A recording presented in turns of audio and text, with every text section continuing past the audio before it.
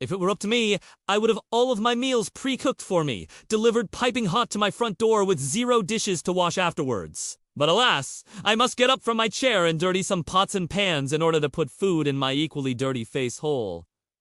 It's just how things go sometimes. But if you're tired of getting up to cook for yourself, why not try ordering some takeout? It's convenient, relatively affordable, and you not have to clean any dishes. Unless you read the one that est eating the noodles out of the takeout container like an animal. So when I found out about this yokai, I was kind of relieved because maybe I could pay him to cook for me. But he might be a little busy tending to his super long neck. This is Rokorokubi, the long neck monster. Back in the olden times, there were these magical beings known as tanuki shapeshifters who could turn into anything they wanted, usually with comedic effect. Now, one day, a tanuki was walking through the forest when he came across this really cool hat. So he put it on his head, and poof, he turned into a giant bird. Now, this bird was so happy with his new form that he decided to keep the hat just in case he ever wanted to turn back. But he couldn't have been more mistaken. You see, whenever he wore the hat, he didn't turn into a bird. He turned into a long-necked monster instead. And since he didn't know how to take the hat off, he was stuck as a long-necked monster for the rest of his life.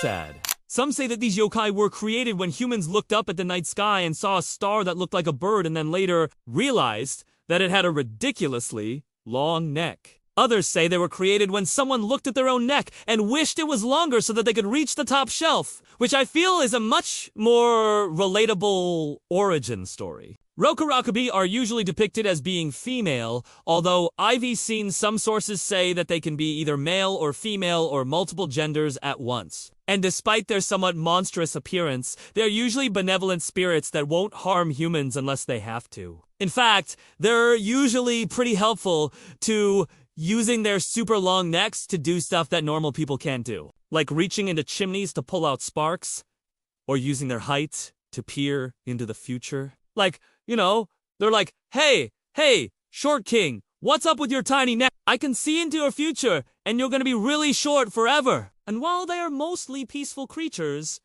there are a few stories where they cause mischief. Like in the book Kwaidan, Stories and Studies of Strange Things. There's this story about a farmer whose daughter falls in love with a woodcutter, but her parents want her to marry a rich merchant, so they invite the merchant's son over for dinner. The son is a real jerk, though, and he makes fun of the farmer's daughter for not being pretty enough. So she goes out the window to cry. And that's when a Rurakubi shows up. She asks the girl why she is crying, and the girl tells her about how she wants to marry the woodcutter. But her parents won't allow it. So the Rurakubi does something super unnice and peeks into the house through a hole in the wall. She sees the merchant's son taking a bath and then steals his balls. So now he can't have kids with the farmer's daughter, or anyone else, for that matter.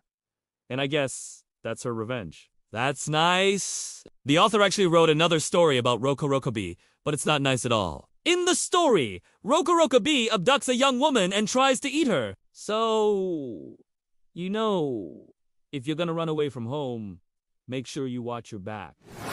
I think it's safe to say that Rokorokubi are kind of like hit or miss.